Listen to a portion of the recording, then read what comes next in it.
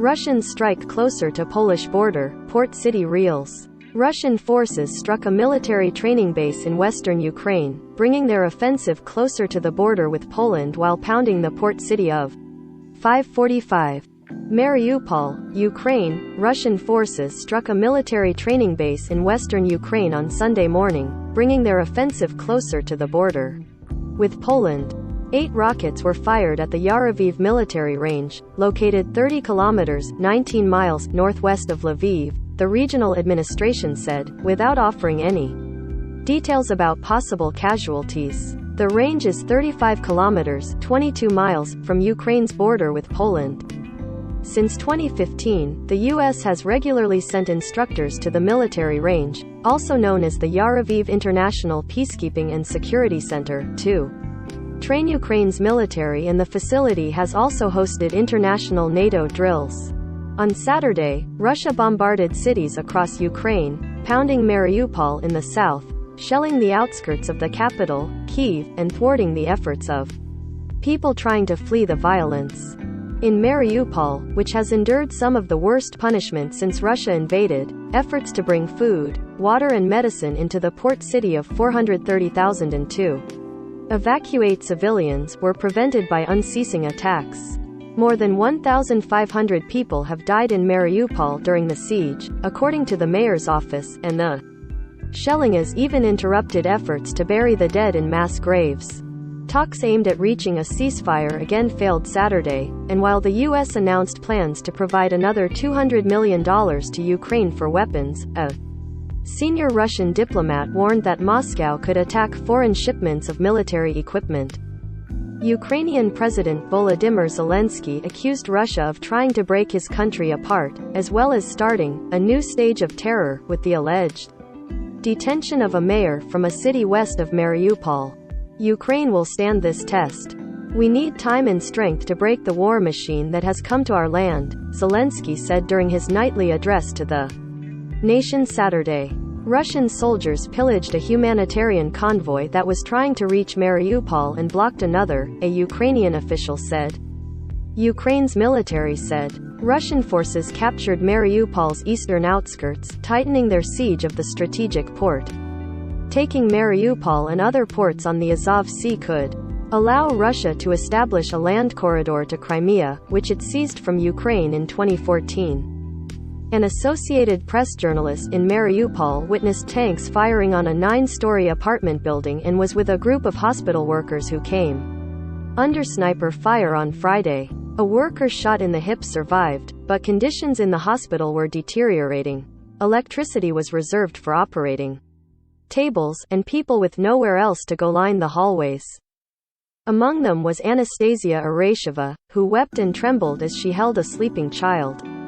Shelling had just killed her other child as well as her brother's child, Arasheva said, her scalp crusted with blood. No one was able to save them, she said. In Irpin, a suburb about 12 miles 20 kilometers northwest of central Kyiv, bodies lay out in the open Saturday on streets and in a park. When I woke up in the morning, everything was covered in smoke, everything was dark. We don't know who is shooting and where, resident Serhiy Protsenko said as he walked through his neighborhood. Explosions sounded in the distance. We don't have any radio or information. Zelensky encouraged his people to keep up their resistance. We do not have the right to let up our defense, no matter how difficult it may be, he said. Later Saturday, Zelensky reported that 1,300 Ukrainian soldiers had died since the Russian invasion began February 24. The first major city to fall, earlier this month, was Kherson, a vital Black Sea port of 290,000 residents.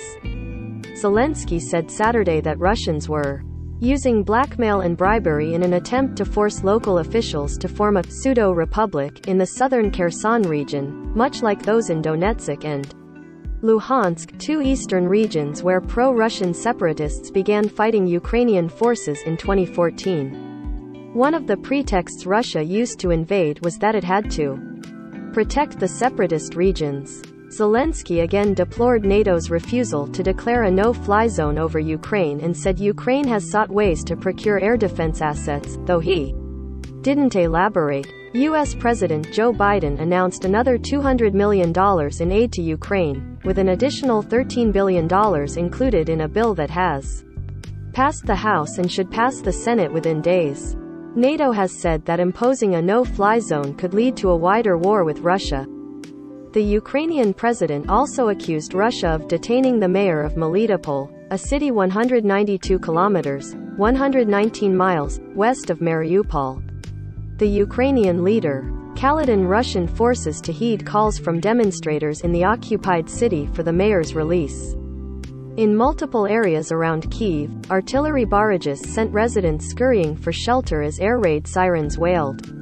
Britain's defense ministry said Russian forces that had been massed north of the capital had edged to within 25 kilometers, 15 miles, of the city center and spread out, likely to support an attempted a convoy of hundreds of people fleeing Peremogha, about 20 kilometers, 12 miles, northeast of Kyiv, were forced to turn back under shelling by Russian forces. That killed 7 people, including a child, Ukraine's defense ministry said Saturday. Moscow has said it would establish humanitarian corridors out of conflict zones, but Ukrainian officials have accused Russia of disrupting those paths and firing on civilians. Ukraine's Deputy Prime Minister Irina Vereshchuk said just 9 of 14 agreed upon corridors were open on Saturday, and that about 13,000 people had used them to evacuate around the country. Ukraine's military and volunteer forces have been preparing for an all-out assault on the capital. Kyiv Mayor Vitaly Klitschko said Thursday that about 2 million people, half the metropolitan area's inhabitants, had left and that every street, every house, is being fortified. Zelensky said Saturday that Russia would need to carpet bomb Kyiv and kill its residents to take the city. They will come here only if they kill us all, he said. If that is their goal, let them come. French and German leaders spoke Saturday with Russian President Vladimir Putin in a failed attempt to reach a ceasefire. According to the Kremlin, Putin laid out terms for ending the war. For ending hostilities, Moscow has demanded that Ukraine drop its bid to join NATO and adopt a neutral status, acknowledge the Russian sovereignty over Crimea, which it annexed from Ukraine in 2014, recognize the independence of separatist regions in the country's east, and agree to.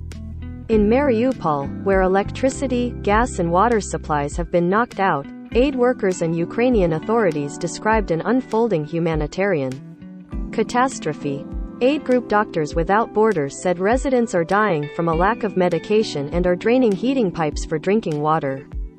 Russian forces have hit at least 24 hospitals and medical facilities, according to the World Health Organization. The Russian invaders appear to have struggled far more than expected against determined Ukrainian fighters. Still, Russia's stronger military threatens to grind down Ukrainian forces. Russian Deputy Foreign Minister Sergei Ryabkov warned on Saturday that his country could attack foreign shipments of military equipment to Ukraine. He said sending equipment is an action that makes those convoys legitimate targets. Thousands of soldiers on both sides are believed to have been killed along with many civilians, including at least 79 Ukrainian children, its government says. At least 2.5 million people have fled the country, according to the United Nations Refugee Agency. One is Elena Yurchuk, a nurse from the northern city of Chernihiv. She was in a Romanian train station Saturday with her teenage son, Nikita, unsure whether their home was still standing. "We have nowhere to go back to," said Yurchuk, 44, a widow who hopes to find work in Germany. Nothing left. Karmanow reported from Lviv, Ukraine. Associated Press journalists Felipe Dana, Andrea Rosa in Irpin, Andrew Drake in Kyiv and other reporters around the world contributed. Follow the app's coverage of the Ukraine crisis at https://apnews.com/hub/Russia-Ukraine.